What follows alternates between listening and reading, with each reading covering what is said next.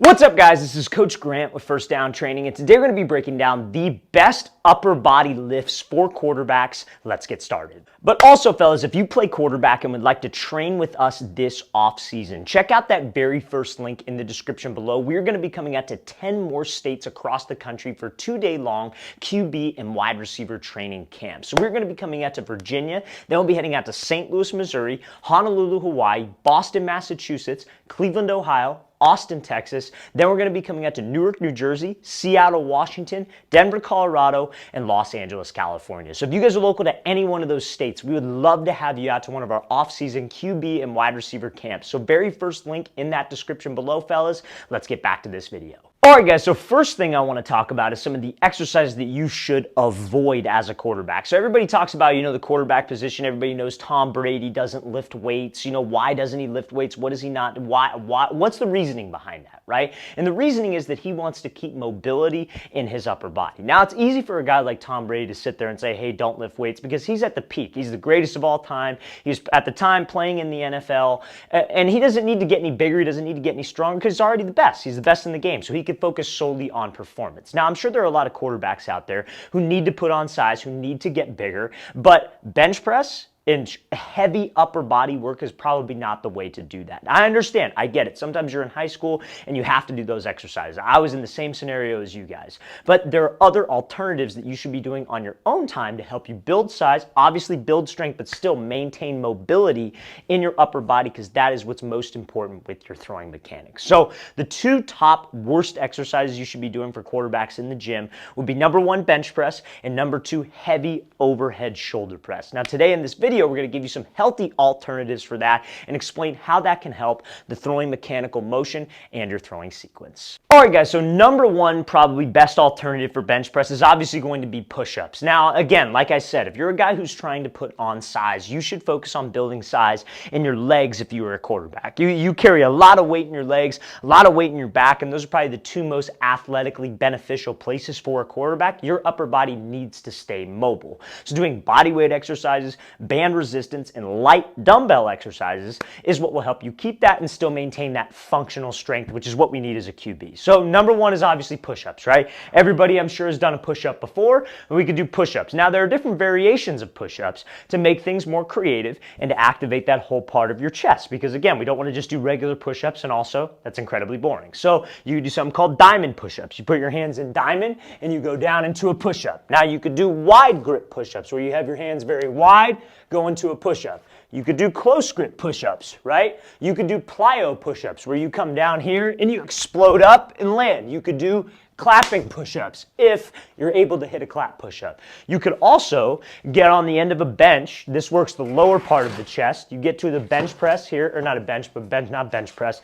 but a bench. You put your hands, you reverse grip onto a bench, and you do a push-up there and squeeze at the top to activate the lower part of the chest. So there are many creative things that you can do. You get a resistance band, wrap that around your back and do push-ups to still work on that chest to supplement bench press. Now, like I said, I understand if you're in a high school program and you guys have to do bench press, your strength coach makes you do it, and just don't lift with your ego. Don't be that guy who's stacking on weights, trying to lift as much as he can, because that's not going to benefit you athletically. Be light with the weight, make sure we're being safe if we have to do that exercise. All right, guys, so the second exercise we talked about that you want to avoid as a quarterback is heavy overhead press. Now, again, when it comes down to your throwing motion, you guys have probably all seen the guy, there's a reason why, okay, think about it like this. You got, bodybuilders, some of the power lifters, some of the strongest guys in the world, some of the guys who could throw around the most weight in the gym, but why are those guys not throwing footballs insanely far? Because that's not what goes into throwing a football far. If you guys are bulked up with your chest, bulked up with your shoulders, and you don't have any range of motion, that is not going to allow you to get into the proper mechanical throwing sequence. When you guys throw, your rotator cuff plays a huge part in this thing. So when you guys go to throw, let's say for example, you go back, you take a step with your front foot, you need your upper body to rotate back as you take a step with your front foot. They call that dissociation. You getting to that position where your upper body is separate from your lower body puts you in a position of torque. Your hips, your core rotates through, and your arm can rotate through. Now you see all the best guys guys in the NFL, and a lot of people talk about it, how their arm, like their rotator cuff, almost like bends back, I guess you could say. There's a term for it that's slipping my mind right now, but when that arm bends all the way back like so, it's almost like they have a whipping effect to their arm, and they have good mobility in their shoulder. Now, again, that's a good thing as a quarterback. You want mobility in your shoulder, because you see all these buffed out guys, no range of motion. When they go back to throw, their arm physically, they have no mobility with their rotator cuff, and that's why they can't throw the dang ball, because they're bulking up their upper half, lifting like a bodybuilder. Again, I want you to do the things that are going to help you put on size for your legs, for your back, all of that, just not for your chest and for your shoulders. We need to stay mobile up here, okay? So that heavy shoulder press is not an exercise that's going to do it. If you must do it, like I said, make sure that you go lightweight, don't lift with your ego. Now, some exercises that you could use to supplement. You take some dumbbells, you could go something like a side raise, like a side lateral raise. You could go a front raise. You could do like a reverse fly almost if you want. Any one of those would be a great exercise to do. And something I like to do is called I, Y's, T's, and W's. You go I, Y, T, and then you come here and go W.